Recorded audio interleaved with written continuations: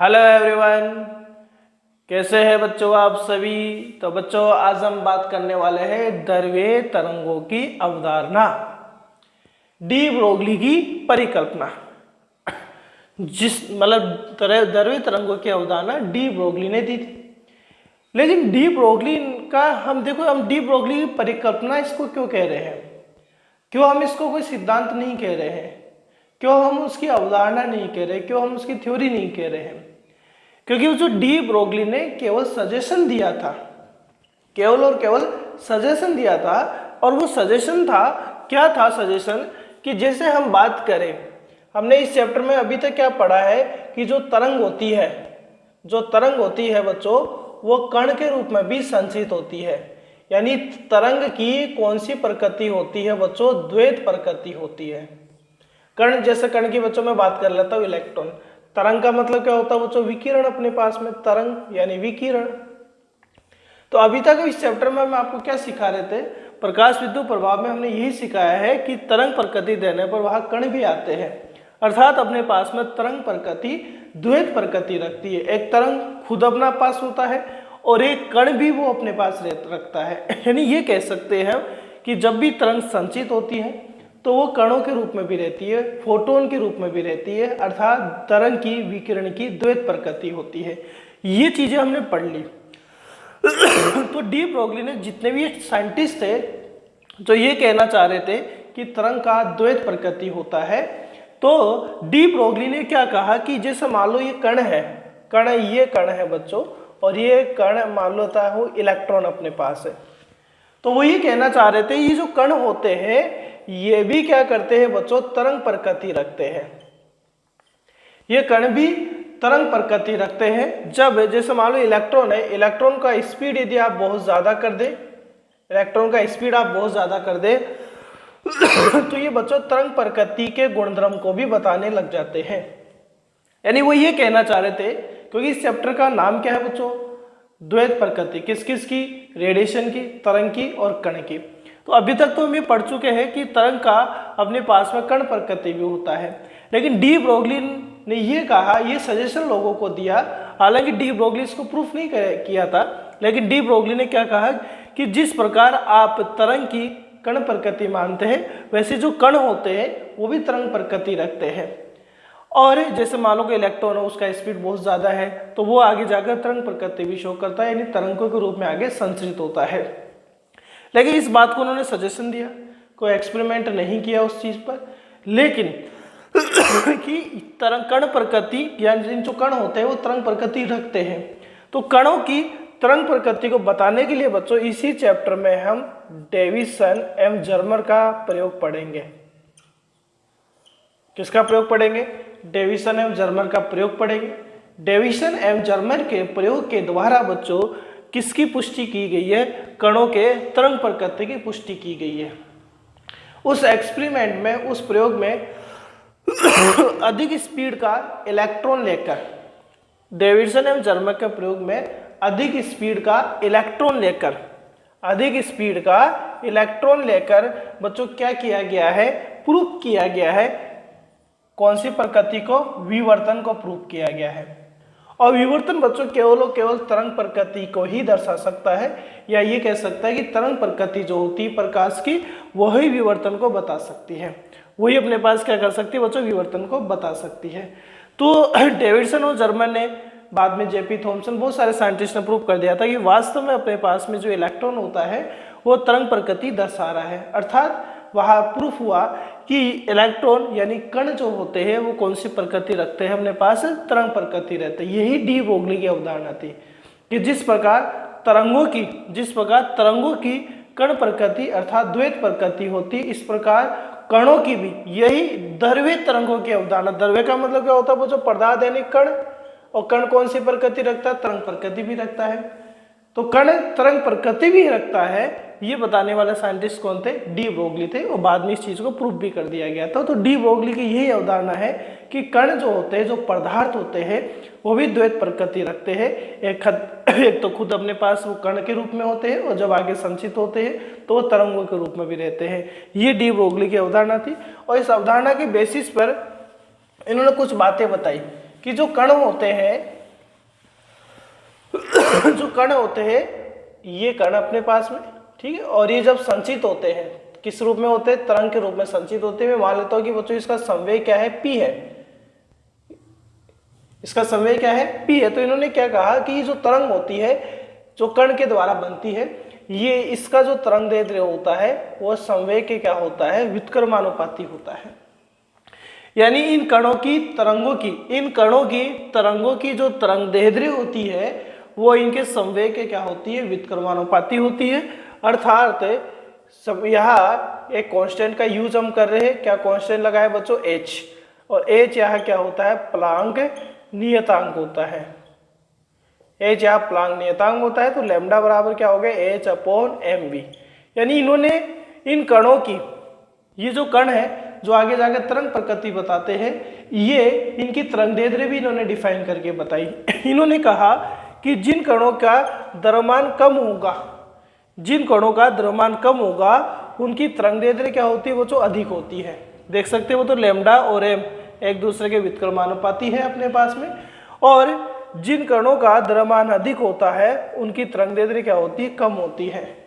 Speed तो मायने रखता है बच्चों, स्पीड जितना ज्यादा रहेगा तरंग दैर्ध्य उतना ही कम रहेगा, हम ये भी कह सकते हैं। तो इन्होंने डी ब्रोगली ने एक अवधारणा यहाँ पर और दी, ये कह सकते हैं नॉर्मली जिसका संवेग कम रहेगा उसकी तरंग दैर्ध्य ज्यादा रहेगी। अर्थात डी ब्रोगली ने क्या बताया कि द्रव्य कण जो भी अपने पास होते हैं, जो तरंग प्रकृति रखते हैं, यदि उनका द्रव्यमान कम होगा तो उनकी तरंग दैर्ध्य ज्यादा रहेगी, और द्रव्यमान ज्यादा रहेगा तो उनकी तरंग दैर्ध्य कम रहेगी। इसके बाद हम बात करते हैं बच्चों, हमें डी ब्रोगली की तरंग दैर्ध्य, मतलब कुछ कण हम लेंगे, जैसे हम लिए इलेक्ट्रॉन लिए, प्रोटॉन लिए, अल्फा कण लिए, ड्यूट्रॉन लिए, न्यूट्रॉन लिए, गैसीय कण लिए, हमें इनकी डी ब्रोगली तरंग दैर्ध्य ज्ञात करनी है। क्योंकि सारे कण तरंग प्रकृति बताते हैं तो इनकी तरंग दैर्ध्य हम कैसे ज्ञात कर सकते हैं, क्योंकि मैं जो डी ब्रोगली ने ये बात बताई थी कि द्रव्य तरंगों की अवधारणा, इसका मतलब द्रव्य यानी कण है तरंग प्रकृति रखते हैं, द्वैत प्रकृति रखते हैं, तो उनकी तरंग दैर्ध्य भी इन्होंने निकालना सिखाया। अलग अलग, जैसे आवेशित कणों के लिए भी, अनावेशित कणों के लिए भी तरंग दैर्ध्य हम कैसे ज्ञात करेंगे। तो देखिए बच्चों, डी ब्रोगली की तरंग दैर्ध्य के नाम से हम उसको डिफाइन करेंगे, जो भी तरंग दैर्ध्य निकालेंगे। तो ये v क्या है, वेग है। बच्चों गतिज ऊर्जा क्या होती है, 1/2 mv² होता है। हम इसको ऊर्जा के पदों में चेंज करना चाह रहे हैं, तो यहाँ v कितना आ जाएगा, v², ये हो गया बच्चों 2e/m हो जाएगा। तो v कितना आ जाएगा, 2e/m आ गया। ये समीकरण 1 हो गया, ये समीकरण 2 हो गया। समीकरण 2 से हम v का मान 1 में रख देते हैं, समीकरण 2 से हम v का मान समीकरण 1 में रखते हैं। जैसे रखेंगे तो लैम्डा बराबर क्या आएगा बच्चों, h/m, और m कौन है अपने पास में, मास होगा जो भी कर लेंगे, बट v का मान कितना है, 2e/m आ गया। अब यहाँ इसको मैं थोड़ा चेंज करना चाह रहा हूँ, यहाँ m को लिख देता हूँ बच्चों, √m लिख सकते हैं, और ये क्या आ जाएगा 2e/m। √m से √m कैंसिल हो जाएगा, √m से √m कैंसिल होगा तो लैम्डा कितना बचेगा, h, ये √m अंदर चला जाएगा तो ये आ जाएगा 2me। ये जो फॉर्मूला होता है, इस फॉर्मूले की सहायता से जितने भी कण होते हैं, आवेशित हो चाहे अनावेशित हो, हम उनकी लैम्डा यानी हम उनकी डी ब्रोगली तरंग दैर्ध्य ज्ञात कर सकते हैं। अभी हम ज्ञात करके बताएंगे, ठीक है। तो बच्चों नोट कर लो एक बार यहाँ तक।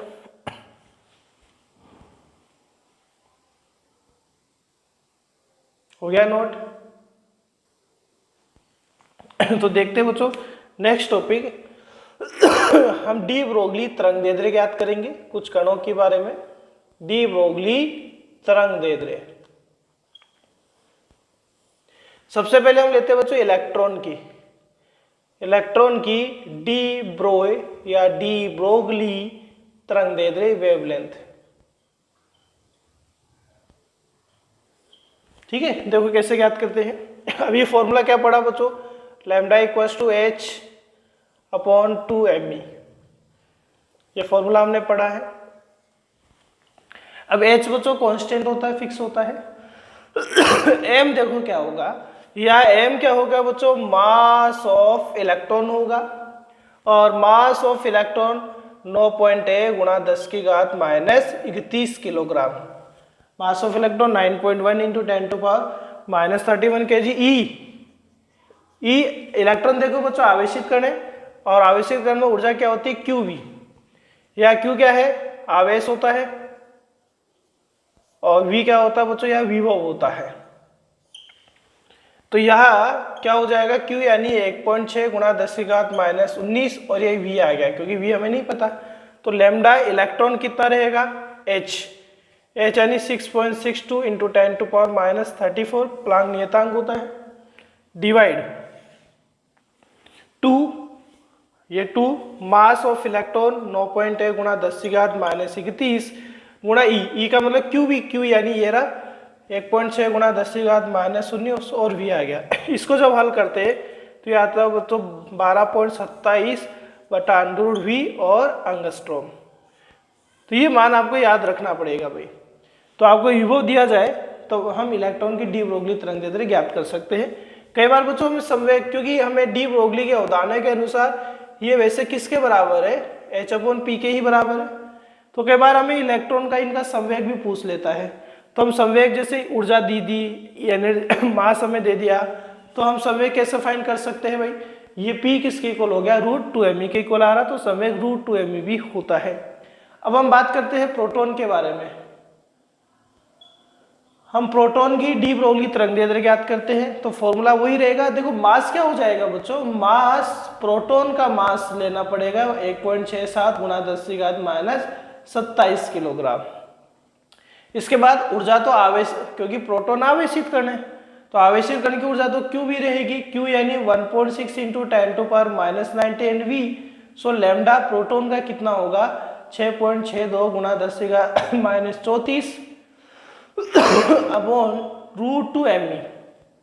फॉर्मूला ये मास कितना रहेगा 1.67, ठीक है ये रहा, इंटू 10 टू पावर माइनस 27 ई Q कितना है 1.6 इंटू 10 टू पावर माइनस 90 इसको जब हल किया जाता है तो ये आता है वो जो 0.286 डिवाइड √V, और ये एंगस्ट्रॉम में है। तो ये प्रोटॉन की डी ब्रोगली तरंगदैर्ध्य है, ठीक है, फटाफट से नोट करें दोनों। हो गया भाई, पहुंच करके नोट कर लो। अब हम बात करते हैं प्रोटॉन की हो गई, तो अल्फा कण की इनकी देखते हैं न्यूट्रॉन वगैरह की।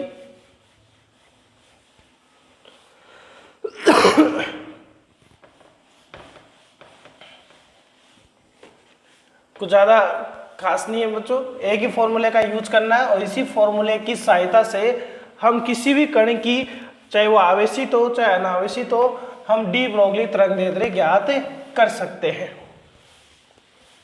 अब देखते हैं बच्चों हम यहाँ अल्फा कण की। सबसे पहले हमें पता होना चाहिए कि बच्चों अल्फा कण क्या होता है। तो अल्फा कण क्या होता है बच्चों, हीलियम का नाभिक होता है। स्कूल में इसका क्या नाम है, अल्फा कण है, घर पर आते हैं हम इसको हीलियम कहते हैं। तो अल्फा कण हीलियम का नाभिक होता है। तो हम ये देखेंगे इसका आवेश जो होगा, वो 2 प्रोटॉन के बराबर होगा। आवेश 2 प्रोटॉन के बराबर होगा, यानी ये कह सकते हैं आवेश यानी क्या होता है बच्चों Ze होता है। तो Z कितना बच्चों इसका 2 है, और ये आ गया 1.6 into 10 to power minus 19 coulomb. 4 द्रव्यमान संख्या 4 है, क्योंकि द्रव्यमान क्या होता है बच्चों इसका, द्रव्यमान क्या होता है मास ऑफ प्रोटॉन गुणा Z, मास ऑफ प्रोटॉन गुणा Z कितना इसका 4 है। Z क्योंकि एक एलिमेंट को, एक तत्व को हम कैसे लिखते हैं, Z एक्सेस से लिखते हैं, Z ये रहा, ठीक है, सॉरी ये ये Z से तो इसका आवेश हो गया, लेकिन द्रव्यमान किससे होगा बच्चों, ये द्रव्यमान, टोटल द्रव्यमान किसका होगा, मास ऑफ प्रोटॉन को आप इसके A से, यानी इसकी द्रव्यमान संख्या से गुणा कर दीजिए। तो क्या होगा बच्चों 1.67 into 10 to power minus 27, A का मान कितना है 4 kg में इसका ये द्रव्यमान आएगा। तो लैम्डा क्या होता है बच्चों, लैम्डा का फॉर्मूला क्या था, H/2me था, मान रख देते हैं, लैम्डा बराबर H यानी 6.62 गुणा 10 की घात माइनस 34, ये आ गया H, ये 2 m यानी बच्चों मास ऑफ अल्फा, E का मतलब Q भी रहेगा आपके पास में, divided by 2 mass of alpha, और मास ऑफ अल्फा कितना है बच्चों ये रहा आपके पास में, कितना 4 गुणा 1.6 गुणा 10⁻⁻27, यानी अल्फा कण का द्रव्यमान 4 प्रोटॉन के द्रव्यमान के बराबर होता है, आवेश 2 प्रोटॉन के बराबर। तो ये आ गया QV। क्यू कितना ये रहा बच्चों 2 इंटू 1.6 इंटू 10⁻⁻19 एंड V आ गया। इसको हल करते हैं अल्फा कण के लिए तो आता है बच्चों 0.101 बटा √V, और किस में रहता है ये एंगस्ट्रॉम में रहता है। ये अल्फा कणों की डी ब्रोगली तरंग दैर्ध्य है। इसके बाद यदि हम बात करें ड्यूट्रॉन की, किसकी बात करें बच्चों हम ड्यूट्रॉन की बात कर रहे हैं, हम ड्यूट्रॉन की यहां बात कर रहे हैं। और ड्यूट्रॉन कौन होता है बच्चों 1s2, हाइड्रोजन का जो दूसरा समस्थानिक आइसोटोप है हम उसको ड्यूट्रॉन कहते हैं। तो इसमें आवेश तो कितना रहेगा बच्चों जेड मीन 1 यानी 1.6 गुणा 10⁻⁻19, लेकिन इसका द्रव्यमान कितना होगा मास ऑफ प्रोटॉन गुणा ए ए कितना है बच्चों इसका 2 है, मास ऑफ प्रोटॉन 1.67 गुणा 10⁻⁻27 किलोग्राम हो गया। तो हमें यहाँ अल्फा कण का क्या चाहिए बच्चों डी ब्रोगली तरंग दैर्ध्य, सॉरी ड्यूट्रॉन का, तो लैम्डा डी। सूत्र क्या है H 6.62 गुणा 10⁻, बहुत इजी से कैलकुलेशन है बच्चों, इजीली हम देख पा रहे हैं इसको। 2 मास द्रव्यमान कितना होता है ये रहा, कितना होगा बच्चों 2 गुणा 1.67 गुणा 10⁻⁻27। अब हम बात करते हैं किसकी ऊर्जा क्या होती है QV, क्यू ये रहा बच्चों इसका 1.6 गुणा 10⁻⁻19 और V। इसको हल करते हैं तो आता है बच्चों 0.202 अपॉन √V, किस में आता है एंगस्ट्रॉम में आता है। ठीक है, तो आप ये नोट कर लीजिए। अब हम देखेंगे इसके बाद में, ये तो आवेशित कण है, मान लो बच्चों आपको अनावेशित कण दिया जाए, जैसे न्यूट्रॉन की डी ब्रोगली तरंग दैर्ध्य ज्ञात करना हो। किसकी ज्ञात करनी है बच्चों न्यूट्रॉन की ज्ञात करनी है। देखो कैसे ज्ञात करेंगे,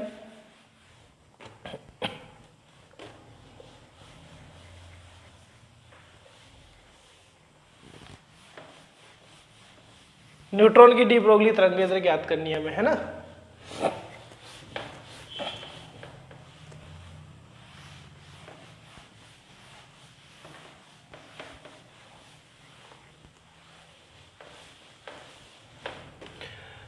तो न्यूट्रॉन की डी ब्रोगली तरंग दैर्ध्य, अब न्यूट्रॉन कैसा होता है बच्चों उदासीन होता है, तो उसके बाद आवेश तो रहेगा नहीं। फॉर्मूला तो क्या होता है लैम्डा इक्वल्स टू H/2me, ये फॉर्मूला रहता है डी ब्रोगली तरंग दैर्ध्य का।